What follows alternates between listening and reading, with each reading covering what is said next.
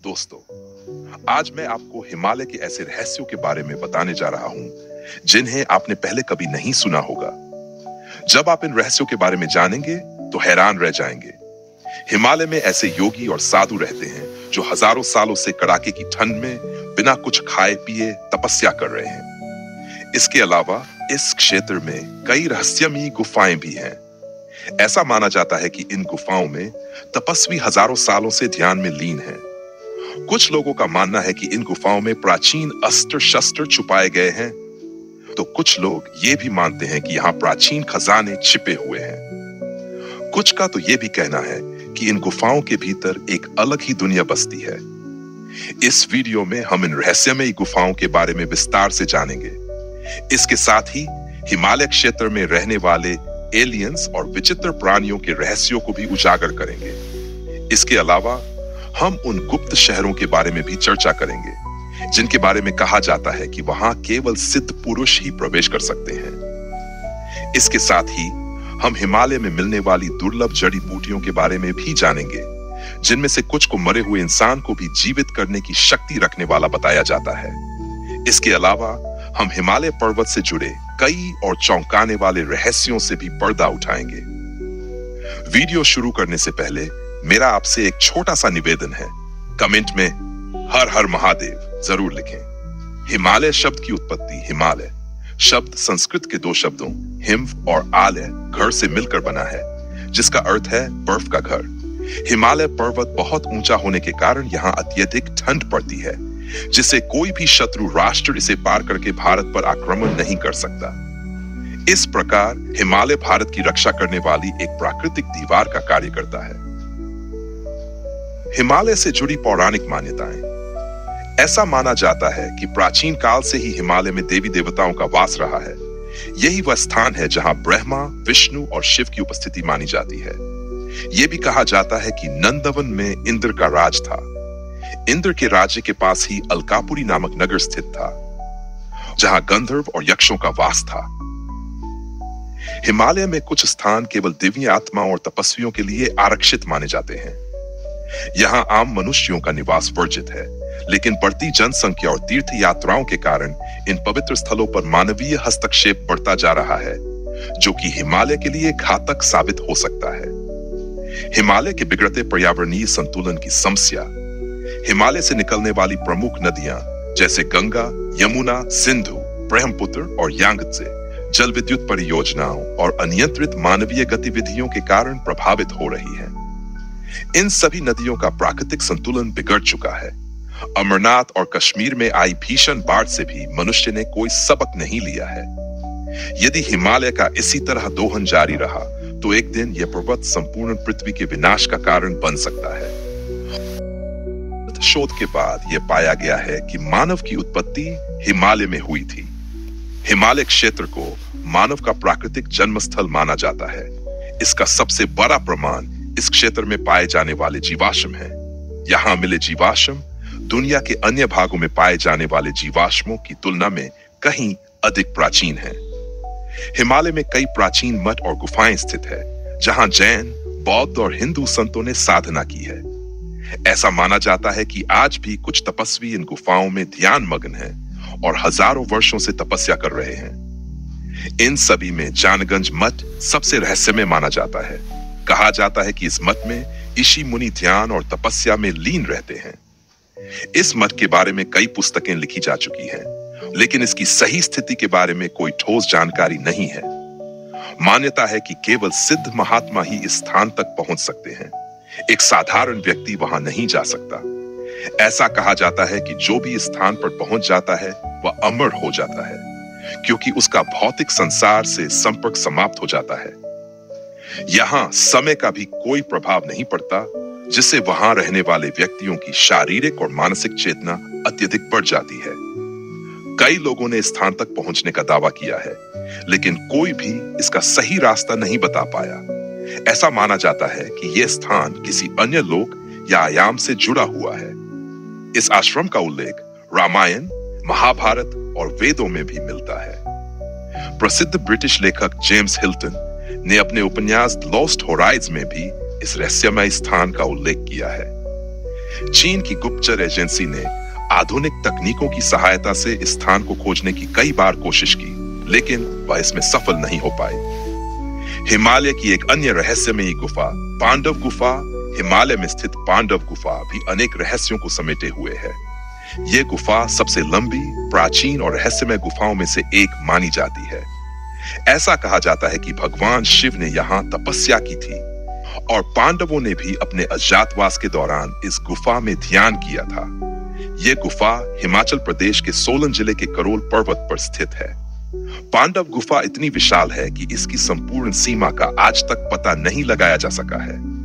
मान्यताओं के अनुसार इस गुफा के भीतर कई रहस्यमय चीजें मौजूद हैं, जो किसी भी व्यक्ति को अंदर जाने से रोक सकती हैं। ऐसा कहा जाता है कि यह गुफा भगवान शिव और उनके परिवार का निवास स्थान थी। गुफा के भीतर कई शिवलिंग भी मौजूद हैं, जिससे ये शिव से जुड़े कई रहस्यों को समेटे हुए हैं। गुफा के भीतर थोड़ी दूरी पर एक विशाल झील स्थित है।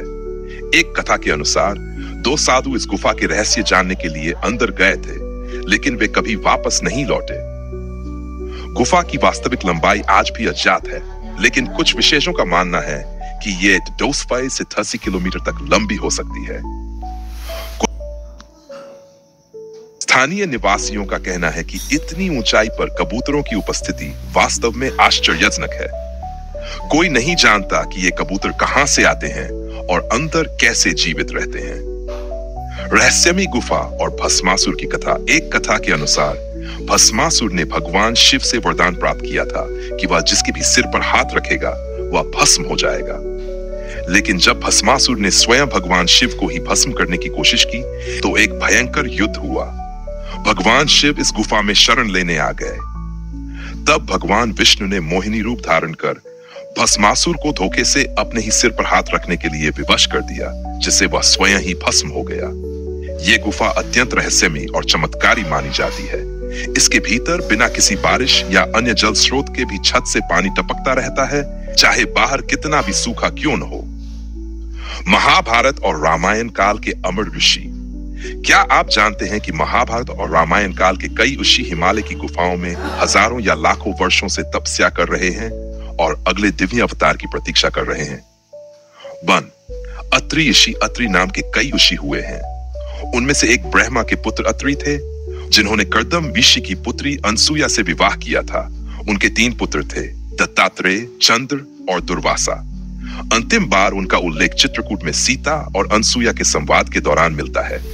ऐसा कहा जाता है कि वे आज भी हिमालय के किसी क्षेत्र में निवास करते हैं। दुर्वासा। ऋषि दुर्वासा का नाम तो सभी ने सुना होगा। उन्होंने सतयुग में इंद्र को श्राप दिया था। त्रेता युग में भगवान राम के समय भी वे उपस्थित थे और द्वापर युग में श्री कृष्ण के पुत्र साम के साथ देखे गए थे। मान्यता है कि वे आज भी जीवित हैं और हिमालय में तपस्या कर रहे हैं। वशिष्ठ ऋषि। कालांतर में वशिष्ठ नाम के कई ऋषि हुए।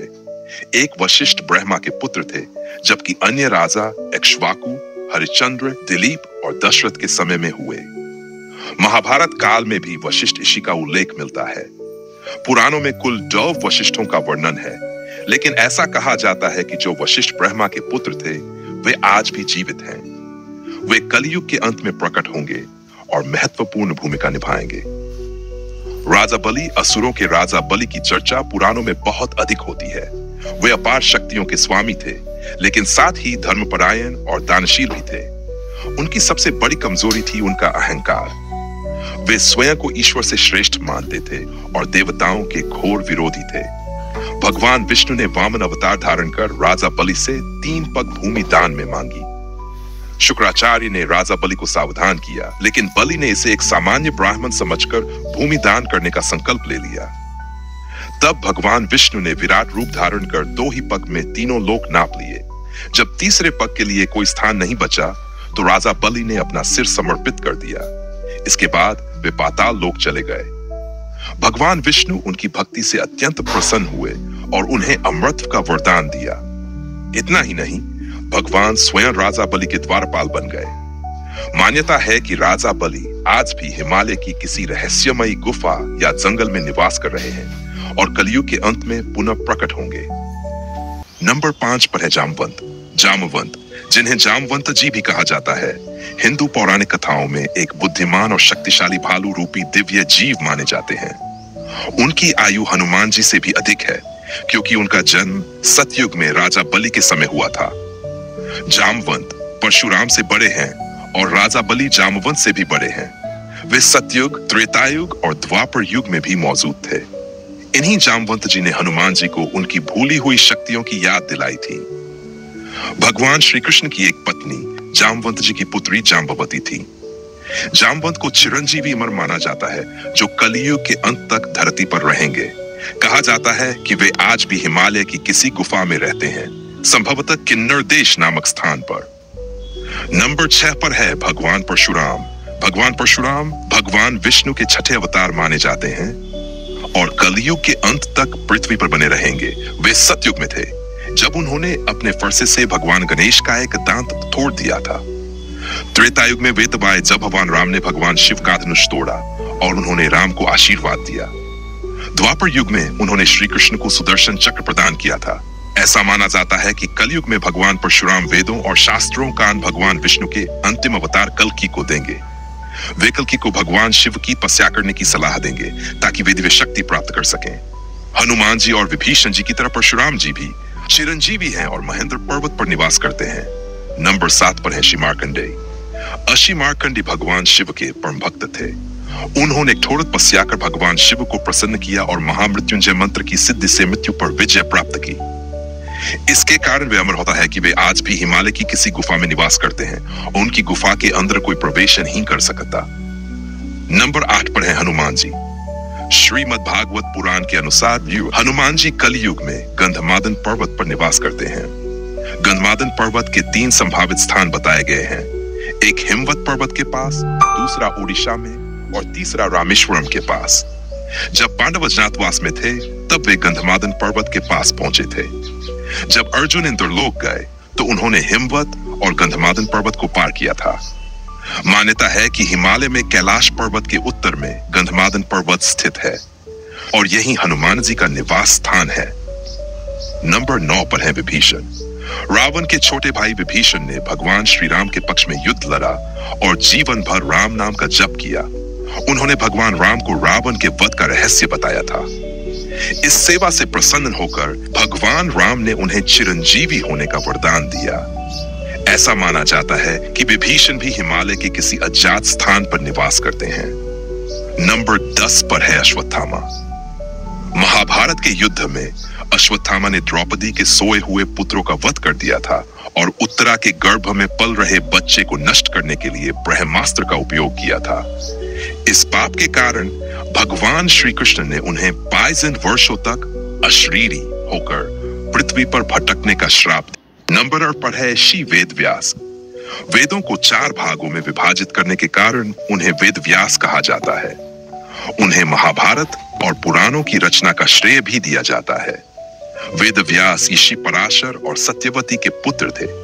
मान्यताओं के अनुसार वे आज भी कई युगों से जीवित हैं और कलयुग में भगवान के अवतार के समय प्रकट होंगे।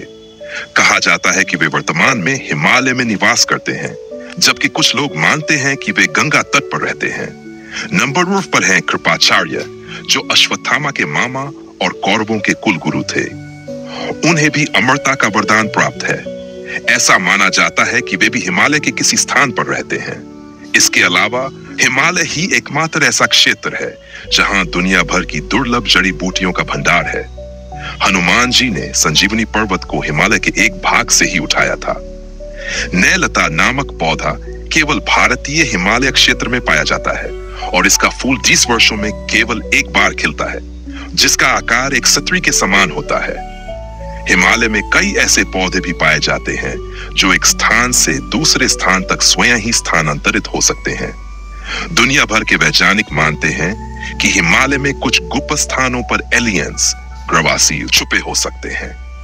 हिमालय को ऐसे ही एक गुप्त स्थान के रूप में देखा जाता है। भारतीय सुरक्षा एजेंसियां और वैज्ञानिक इस विषय को नकारते भी नहीं और न ही पूरी तरह स्वीकार करते हैं। 2007 में जम्मू और लद्दाख क्षेत्र में भारतीय और तिब्बती रक्षा बलों द्वारा अनजान उड़ने वाली वस्तु UFOs को देखने की खबरें आई थीं, लेकिन बाद में इन खबरों को दबा दिया गया। 13 अक्टूबर 2011 को सुबह 4 बजे भारतीय सुरक्षा बल के एक जवान ने गश्त के दौरान एक गोलाकार चमकदार वस्तु को सीमा के पास उतरते हुए देखा। उसने बताया कि उस वस्तु से करीब 3 फीट ऊंचे जीव निकले, जिनके 6 पैर और 4 आंखें थीं, और वे कुछ ही देर में अचानक गायब हो गए। चौंकाने वाली बात यह थी कि यह चमकदार वस्तु आंखों से तो देखी जा सकती थी, लेकिन किसी भी रडार पर दिखाई नहीं दी। इससे यह अंदाजा लगाया जाता है कि वह किसी जात धातु से नहीं बनी थी। गश्ती दल उस वस्तु से निकलने वाले किसी भी तरल पदार्थ को पकड़ने में असमर्थ रहा। भारतीय रक्षा प्रमुख के नायक और टीवी नायक का कहना है कि ऐसी घटनाओं को नजरअंदाज नहीं किया जा सकता और हमें यह समझने की कोशिश करनी चाहिए कि उन्होंने कौन सी उन्नत तकनीक अपनाई है। तो दोस्तों, आज की वीडियो में बस इतना ही। अगर आपको यह वीडियो पसंद आई हो तो कृपया चैनल को सब्सक्राइब करें, वीडियो को शेयर करें और ऐसे ही और वीडियो देखने के लिए इसे लाइक करें।